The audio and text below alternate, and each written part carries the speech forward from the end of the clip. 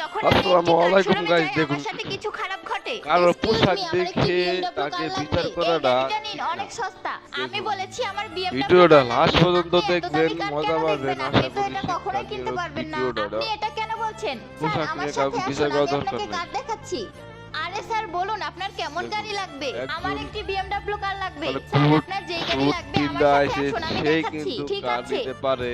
দেখুন স্যার, তাকেই এটা আমাদের স্টোরের দেখাচ্ছি। New model. কোয়ালিটি অনেক ভালো, আপনি ভিতরে গিয়ে দেখতে পারেন। আরে দাঁড়াও স্যার, আপনি ভিতরে যান।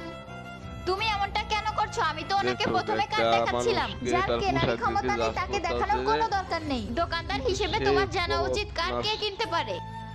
আমার এই গাড়ি বস্তা পছন্দ নেই। হয়েছে, আমি এটা কিনতে চাই। এই নাও কার্ড, আর এই গাড়ি আমার নাম্বার করে দাও। কি করে স্যার, দেখুন। আমাদের স্টোরে অনেক নতুন গাড়ি আছে, আপনি চাইলে দেখতে পারেন। আপনার কি মনে হয় না আমি গাড়ি কিনতে পারবো না? এটা আমার কর্তব্য, আমার কাছে সব কাস্টমার একই সমান। ঠিক বলেছেন। আরে